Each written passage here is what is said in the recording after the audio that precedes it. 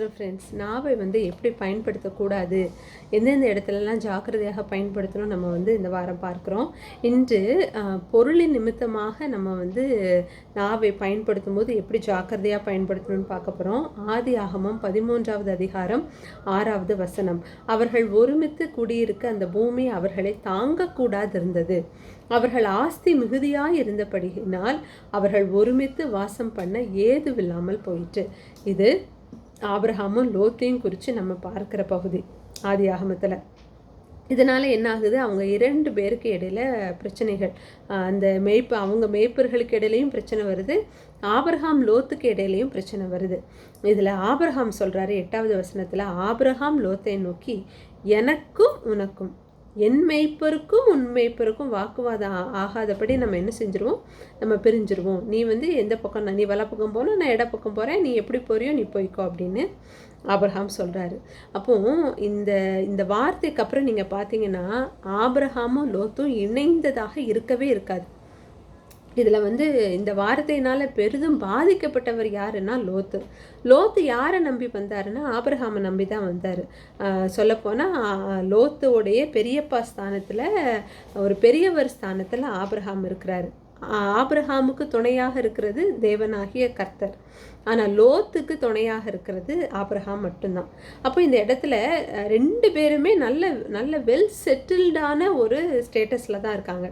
ஒருத்தருக்கு நிறைவு ஒருத்தருக்கு குறைவு அப்படிலாம் இல்லை. 2 பேருமே நல்ல நிலைமையில தான் இருக்காங்க. நல்ல நிலைமையில இருக்கும்போது கூட அந்த பூமி தாங்கக்கூடாதபடி அவர்களுக்குள்ள அந்த மந்தையின் பெருக்கத்தினால 2 பேருக்கு இடையில சண்டை வருது. இந்த பிரச்சனையினால லோத்து நிரந்தரமாக ஆபிரகாமை விட்டு பிரிஞ்சு போறாரு. கடைசி வரைக்கும் அவர் ஆபிரகாம் கூட திரும்ப சேர முடியாத அளவுக்கு இந்த பொருளின் நிமித்தமாக வந்த வாக்குவாதம் அவர்களை நிரந்தரமாக பிரிச்சது மட்டும் இல்லை, அவர் சந்ததி சாபமிக்க, லோத்தோடைய சந்ததி அம்மோன் மோவாபுன்னு சாபமிக்க ஒரு சந்ததியாகவும் மாறுது. ஆனால் ஆபிரகாமுடைய சந்ததி ஆசீர்வாதமான தேவனால் தேர்ந்தெடுக்கப்பட்ட ஒரு சந்ததியாக மாறுது.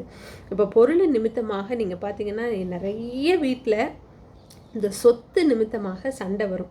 நல்ல உற்ற சகோதர சகோதரிகளாக இருப்பாங்க, சகோதரன் சகோதரியாக இருப்பாங்க, சகோதரர்களாக இருப்பாங்க. ஆனால் அந்த சொத்து நிமித்தமாக வருகிற வாக்குவாதம் என்ன செய்யும்னா, இனி இவர்கள் சந்ததிகளே இணை சேர முடியாதபடி ஒரு பெரிய பிரச்சனைக்கு நேராக கடந்து போயிடும். இது வெளியே கர்த்தரை அறியாதவர்கள் வீட்டில் தான் நடக்குதுன்னா, கர்த்தரை அறிந்தவர்கள் வீட்டில் இதே காரியம் நடக்குது. பொருளின் நிமித்தமாக ஒரு வாக்குவாதம், ஒரு சண்டையின் சூழ்நிலை கிளம்புது அப்படின்னு தெரிஞ்சாலே கர்த்தரை அறிந்தவர்கள் நாவை எப்படி பிரயோகப்படுத்தணும்னு கர்த்தர்கிட்ட போய் விழுந்துடணும். ஏன்னா இதில் யார் பிரிந்து போனாலும் ஒருவருக்கு நஷ்டம்தான், ஒருவருக்கு தான் அது லாபம். பொருளை சொல்லலை, அந்த உறவின் அந்த பிணைப்பு. ஏன் கர்த்தர் இப்படி உறவை ஏற்படுத்துகிறார் அப்படின்னா, அந்த சகோதரனுக்கோ அந்த சகோதரிக்கோ இன்னொரு துணை இருக்கணும் அப்படிங்கிறதுனால தான் கர்த்தர் அந்த உறவை ஏற்படுத்தினார். அந்த உறவு தேவனால் ஏற்படுத்தப்பட்டது. அந்த உறவை பூமியில் இருக்கிற ஒரு பொருளின் நிமித்தமாக நம்ம இழந்து போகிறதுக்கு துணிகரம் கொள்ளவே கூடாது. அதுக்கு முதல் அஸ்திபாரம் போடுகிறது என்னன்னா அந்த வாக்குவாதம் தான், இந்த பிரச்சனை தான். இந்த நாவினால் பேசுகிற ஒரு சில வார்த்தைகள் என்ன செய்யும், அவர்களை இணையே சேர விடாதபடி தடுத்து நிறுத்திடும். இந்த இடத்துல அப்படிதான் ஆகுது. அந்த லோத்தோடைய பொருளெல்லாம் அபகரிக்கப்பட்டு திரும்ப ஆபிரகாம் போய் தன்னுடைய 300 வேலைக்காரர்களோடு போய் அந்த லோத்தோடைய சொத்தெல்லாம் திரும்ப லோத்துக்கு மீட்டு கொடுக்குறாரு. அந்த சமயத்தில் கூட திரும்பவும் தன் உறவு கூட இணைய முடியாதபடி அந்த வார்த்தைகள், அந்த சமயத்தில் அவர்களுக்குள்ளே ஏற்பட்ட இந்த வாக்குவாதங்கள்.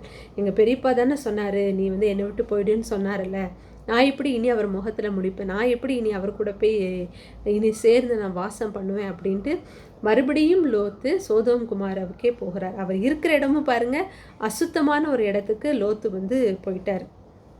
இப்போ நீங்கள் நிஜமாவே இந்த பொருளுக்காக சண்டை போடுறவங்க பாருங்கள், ஒருத்தர் குறைவுள்ளவர்கள் ஒருத்தர் நிறைவுள்ளவர்கள் அப்படிங்கிறதுனால சண்டை வரதில்லை. இது எனக்கு வேணும் அப்படிங்கிறது நிமித்தமாக வருகிற சண்டை தான். 2 பேருமே நல்ல நிலைமையில இருப்பாங்க. ஆனாலும் தாய் தந்தையர் வைத்து விட்டு போன ஏதோ ஒரு சொத்துக்காக இருவருமே பிரச்சனை பண்ணி, அந்த தாய் தந்தையர் நம்மளை வளர்த்த விதம், நம்ம சேர்ந்து வளர்ந்த விதம், அது எல்லாத்தையும் மறந்துடுவாங்க.